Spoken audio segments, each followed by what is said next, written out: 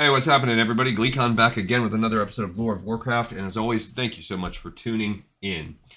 Today we're going to continue, this will be our only episode today. We're going to continue the Warcraft novel, chapter 20. The last chapter kind of started the epic finale-ish battle where Gul'dan, disrobed, got muscled against a freakishly muscular, Durotan did it against a freakishly muscular Gul'dan, so they're about to fight, and Khadgar and Lothar are going off of a freakishly demonized Medivh. So those two fights are in the middle of happening right now, and that's where we're going to pick up. Normally I would drop a long play today. I actually did do a record, probably about an hour-long video. It was an attempt to do a like Shadowforge key run, freeing the guy in the jail, but the group composition was very weak, and we failed the rescuing of the jail quest. It was very slow, painful, so it ended up being a failed, disbanded run that took so much time. I don't have time to get another group together today, so tomorrow, hopefully we'll be able to do the next stage of Blackrock Depths, but wasted a day on that one. So anyway, without further ado, stay a while and listen to chapter 20 of Warcraft, the movie, the novel. With a bellow, Durotan closed the distance between himself and Gul'dan, swift as one of Draka's arrows, landing a clean punch across Gul'dan's jaw with all his strength behind it. Taken utterly by surprise, the warlock stumbled and fell. But before Durotan could press at his advantage, he was on his feet, seizing the Frostwolf by his throat and lifting him up. Gul'dan began to squeeze. Durotan's vision swam, but he kept fighting. He would keep fighting until he was dead. He didn't need to live through this. All he needed to do was what he had promised Orgrim he would, show the Horde the true face of the thing that led them. He shoved ineffectually at Gul'dan's twisted green face, then his questing hands clutched two of the warlock's hideous horns. Even as Gul'dan's fingers tightened around Durotan's throat, the Frostwolf pulled the spikes with all his strength until one snapped off in his hand. He used the sharpened as a dagger, stabbing Gul'dan with his own unnatural horn. Gul'dan roared in pain, not anger this time. He hurled Durotan several yards. Durotan hit the earth hard, gasping. Snarling, Gul'dan charged his enemy. He was huge, his body bristling with unnatural spikes and horns, his muscles stronger than Durotan's. He pummeled his enemy with punches, each landing hard. Durotan rallied. He deflected the warlock's next powerful swing with a kick and dodged. Again Gul'dan struck, and again Durotan evaded it, landing a punch of his own. But this time Gul'dan caught his opponent's arm and pulled him in. He splayed his hand and pressed it to Durotan's chest. Green light sparked around his fingers as Gul'dan looked about furtively. Suddenly Durotan's legs quivered, threatening to buckle. Weakness seeped through him as he saw a thin white trail pass from his body into Gul'dan's hand. Before his shocked eyes, the warlock's body grew even larger, the muscles swelling. Chuckling, Gul'dan seized Durotan's arm and wrenched it out of its socket. There was a white-hot pain and then a snapping sound, and then Durotan's arm dangled useless. He dropped to his knees. Gul'dan pulled back, leering triumphantly, then lifted his gargantuan green fist for the death blow. Durotan shouted and abruptly lunged forward. His head slammed into Gul'dan's chest, sending the other staggering backward a few steps. He did not give the warlock a chance to recover. He clenched his good fist and landed blow after blow. Each time his fist struck unnatural flesh, he held the face of a Frostwolf in his mind, fueling it with passion and righteousness. Kurvorsh, Shaska, Kagra, Zakra, Nizka, Draka, Goel. A sound penetrated his ears that was not the singing of his blood in his own veins, or the cries of the watching crowd. The voice was human and yet not, and it was chanting. Hope surged inside Durotan. Gul'dan needed to be at the portal, draining innocent human lives to open the great gate and bring in the rest of the Horde. Instead, he was here fighting Durotan. But Gul'dan heard it too, and slammed his clenched fist into Durotan's wounded arm. The Frostwolf bellowed in agony, but held on to consciousness by sheer will as he staggered back and fell to his hands and knees. Gul'dan cursed, not pressing the attack. "I have no time for this," he muttered. "Blackhand!" The war chief looked over at Durotan appraisingly, taking note of the useless dangling arm, the blood on his face and body, his shuddering breaths. Then his gaze traveled to Orgrim and the banner Durotan had so defiantly sunk into the earth. Finally, he looked at Gul'dan and grinned. "This is the Mak'ra," Blackhand said. "We will respect our traditions. Keep fighting." Gul'dan gave his war chief a furious look, and a fresh sense of hope flooded Durotan. If the war chief was beginning to see how vile, how dishonorable Gul'dan was, then surely the others would as well. The warlock charged now, with not a sneering arrogance, but an urgency and desperation. It made his blows harder when they landed, but it also made him careless. Again and yet again, Durotan was able to evade a blow that could break his skull and deliver a powerful attack of his own, even with but one good hand. But when they connected, Gul'dan's blows were vicious. More than once, Durotan felt a rib snap beneath the warlock's clenched fist, but he refused to cease. Keep going. For your clan, for the orcs who yet live, for their children. A blow to the gut that had him doubled over and barely able to stumble out of the way, a sliding punch that cost him his sight in one eye. He endured it all. He kept fighting, and he felt the tide start to turn. What had once been jeers had turned to first silence, then murmurs of admiration. Gul'dan's head whipped up, and he stared at the orcs, his horde. Then his lip curled with pure loathing. He slammed his hand against Durotan's chest and began to drain him. A gasp rose up among the crowd. "Gul'dan cheats!" came an outraged voice. Even as Durotan felt his life being siphoned to further Gul'dan's grotesqueness, he felt joy. He had done it. It was impossible for the warlock to conceal his handiwork. Durotan knew he now resembled the Draenei prisoners, their lives sucked from them until their bodies were misshapen and desiccated. He had forced Gul'dan to show the horde exactly what he was. Gul'dan drew back his hand, wreathed in the white mist of Durotan's life, clenched his fist, and slammed it full force into the Frostwolf's chest. The pain was unbearable. Durotan flew through the air, landing hard. His connection to the living now was but the finest.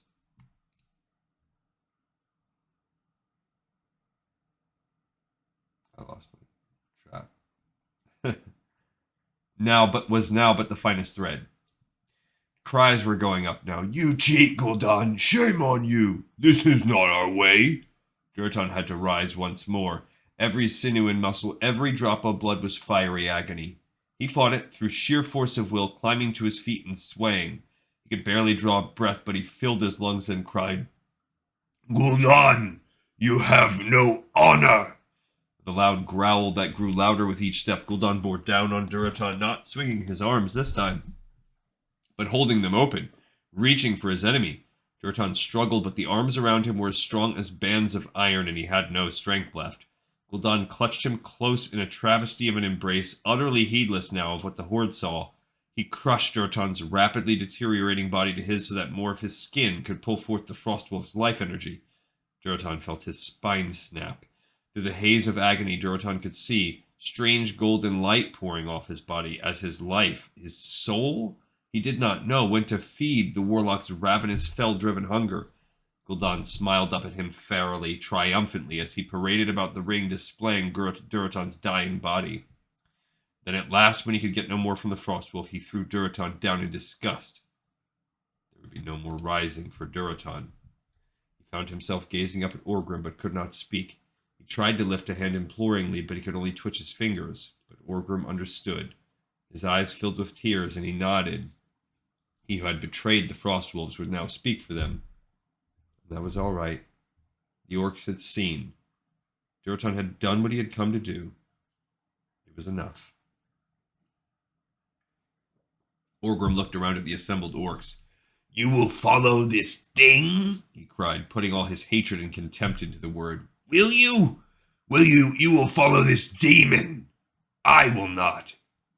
I follow a true orc, a chieftain." The crowd stared, murmuring. "He does not even look orc now," Orgrim heard. Gul'dan stood panting, daring them to defy him. Orgrim saw several orcs turn to leave. Some of them, he noticed, had the green tinge to their skin. They had seen their fate played out before them should they continue to use the Fellim or choosing to have no part in it. Orgrim turned back to his friend and chieftain whom he had betrayed. Durotan, son of Garad, son of Durkosh, was still, but he had died as he had lived, with courage and conviction and in a righteous battle against a terrible foe. He recalled Durotan's words before the Frostwolves had marched south to join the horde. There is one law, one tradition which must not be violated, and that is that a chieftain must do whatever is truly best for the clan. Today, Durotan's clan had not been Frostwolves. His clan had consisted of the entire horde. Orgrim knelt beside his fallen chieftain and grasped one of Durotan's tusks. He twisted it free. "For your son," he told Durotan, "so your spirit can teach him." "I will deal with you later, Orgrim Doomhammer," Gul'dan threatened. Several orcs were striding away in disgust after the offensive spectacle they had just witnessed. One of them spat. "Your power is not worth the price, warlock." Orgrim paused, wanting to see this play out. Gul'dan, all but frothing at the mouth in his rage, reached out his hand. 3 orcs who had the misfortune to stand near him, including Orgrim saw many who had been faithful to the warlock, arched in agony as their life essences were not siphoned, not extracted, but savagely ripped from them. The white energy flowed into Gul'dan's outstretched hand. The warlock raised his other hand, and from it streamed the sickly, all too familiar color of fell energy. "Anyone else?" Gul'dan challenged. Those who had not already moved out of the reach of the angry warlock stood shuffling their feet. They did not want to stay, but neither did they want to wish to die as their comrades had, as Durotan had. "And you, war chief?" Brimming with fell energy, Gul'dan whirled, his hand shooting out as he funneled everything straight into Blackhand. The war chief fell to the dead ground, screaming and writhing as his body twisted and contorted. "You will take the fell," Gul'dan shouted over Blackhand's tormented cries, "and you will become stronger than any orc has ever been. And when the fell has remade you, you will crush the small teeth." The green washed over and through Blackhand. Muscles swelled so large his armor popped off his body in places. Tendrils looking like veins, pumping green blood twined along him, even down his metallic claw-like appendage. Blackhand looked up, his eyes so bright with the fell that mist roiled from them. Orgrim turned away, sickened in body and spirit.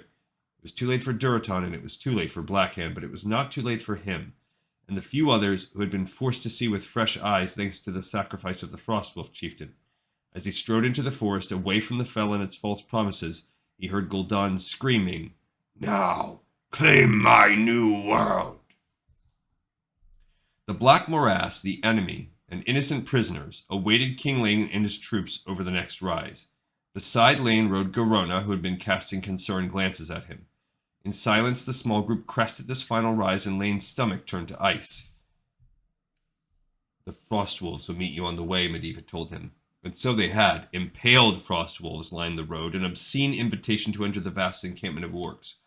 Horror closed Lane's throat as he looked from body to body. Some had pendants with the clan's symbol dangling from their necks. Others had had the Frostwolf banner stuffed into their mouths. There were so many. Medivh had been wrong. The rebellion had been snuffed out. Their would-be allies had been reduced to gore-encrusted, stiffened corpses or worse. Lane took a long, deep breath. He forced himself to look past the horrifying spectacle, past the sea of orc tents to the cages filled with prisoners. His people, still alive for now, and beyond them the great gate, the dark portal, which would shortly birth a flood of ravaging orc warriors. The horde would descend upon Azeroth, slaughtering his people. The fell, used to make them fierce, would suck the life out of Azeroth, leaving it as dry and desiccated as the orcs' own world. It was already happening. The Black Morass had been a swamp, but in the area around the portal there was only parched earth, a grim preview of what was to come. Unless somehow they were stopped. "We few, then," he said. Suddenly a rain of fire and stone fell upon them, launched from hidden catapults. They had walked right into a trap, baited with hope, sprung with horror, and promising soon death for likely every member of the 3 legions who had followed Lane in this wretched folly.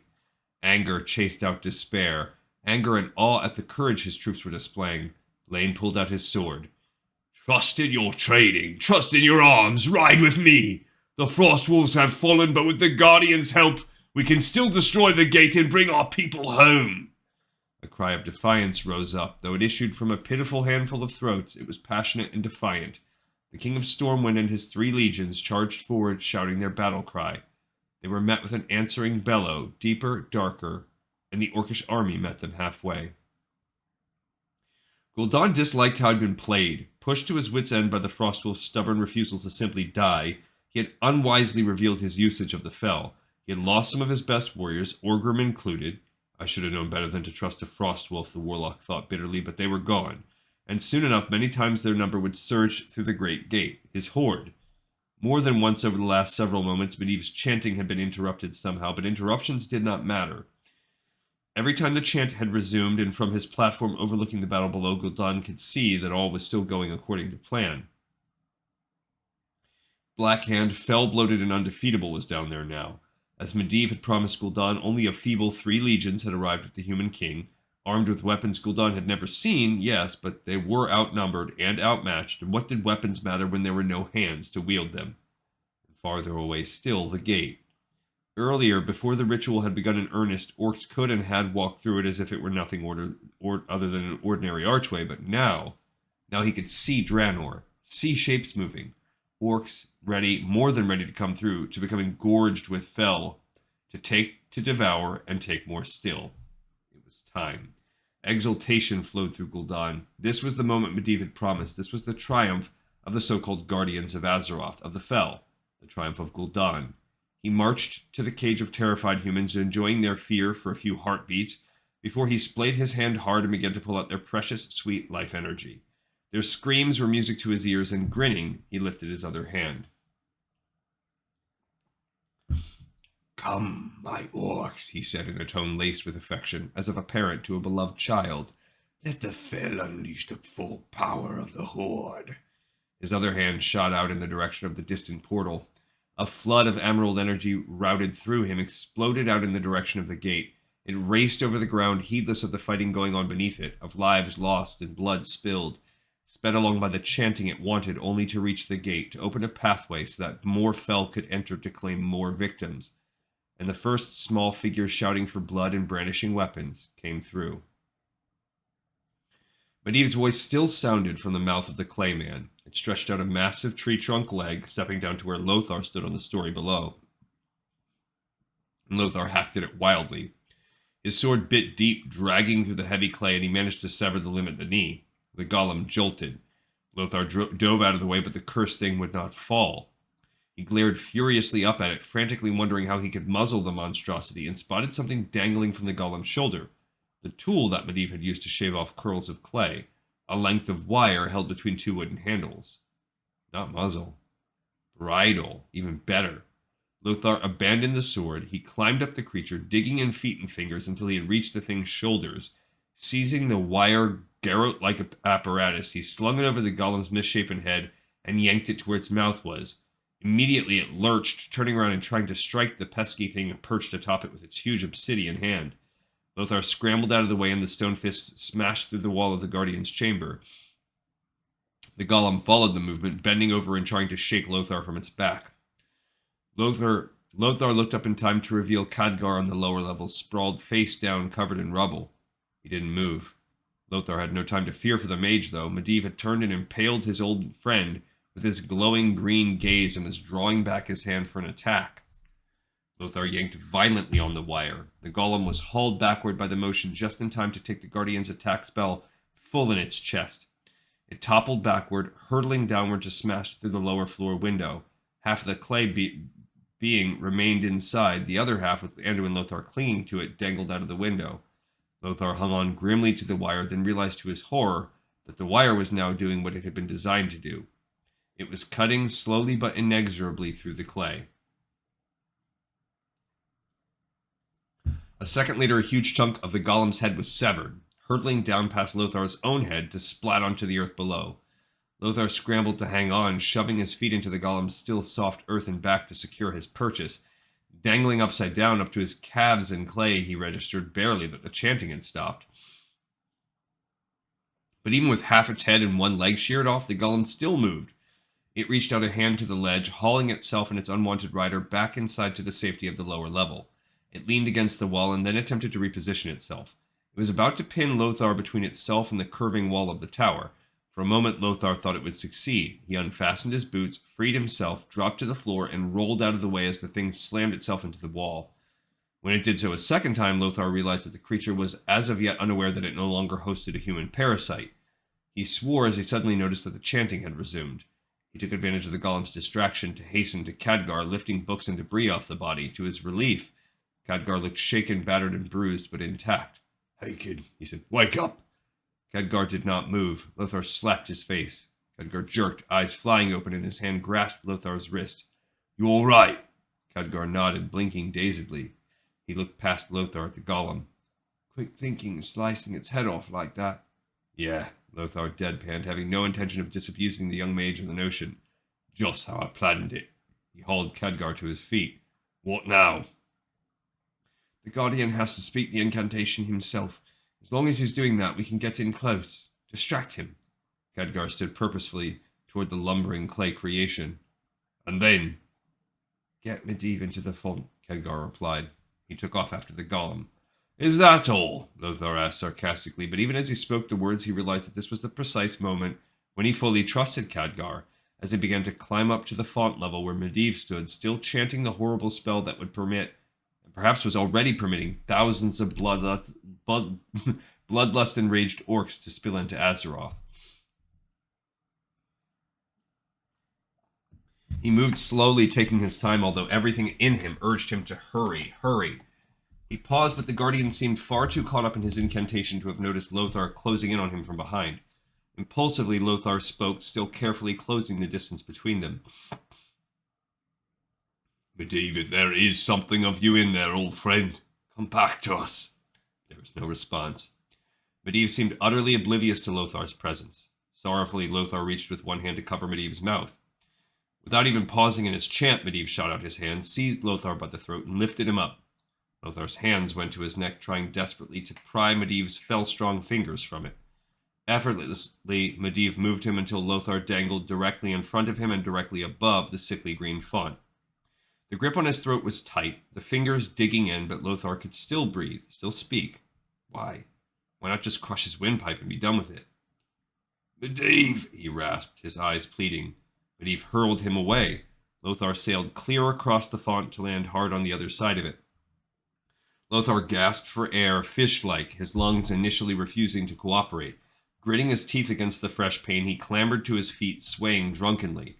Below him, Khadgar was attempting to trap the lumbering, half-headed golem. Lothar didn't know why. He didn't know much right now, only that he had to keep trying. "Come on, kill me, I've got nothing left to live for now anyway," he shouted, once breath had returned to him. Medivh ignored him. He simply stood implacable, continuing that damnable chanting. "After all, life is just fuel to you, isn't it?" He was trying to goad the fell thing into losing its focus, into attacking him, killing him if need be, if it would silence the chant. His voice was raw with pain as he thought of his boy dying so brutally, shredded by the monster's claws while his father had been forced to watch. And then he thought of Lane, his friend, his brother, truth be told, by law and in his heart. "But Lane," Lothar said to Medivh from across the pool of fell, "he believed in you. Don't kill your king. Don't kill your friend." Medivh paused in his chanting. His eyes changed color from sickly green to coal black. A cold fear twisted Lothar's gut. "Whatever it is you plan to do, kid," he called to the unseen Khadgar, "do it now!" Even as he spoke, Medivh stepped into the font. It was exactly what Khadgar had instructed Lothar to attempt to do. Lothar sagged in relief. They'd done it. He'd reached Medivh. The Guardian had stepped into the powerful magical font and began to grow. All right, so that was a pretty long one, but, not surprising as we are dead in the middle of this climactic battle. And we might continue this one tomorrow. My first priority tomorrow is going to be doing a Blackrock Depths run, so I don't know that we'll actually get an episode on this tomorrow, but we probably can get one Friday as well, assuming everything goes well as an intermission episode for Blackrock Depths. Thanks everybody so much for watching, listening, and tuning in. Also check out the new playlist that I started. It's going to be a once-weekly playlist for Final Fantasy. I had a lot of fun making it yesterday as we started with this the very, very, very first game. I'll catch you guys on the next one. This episode in the pipe 5x5.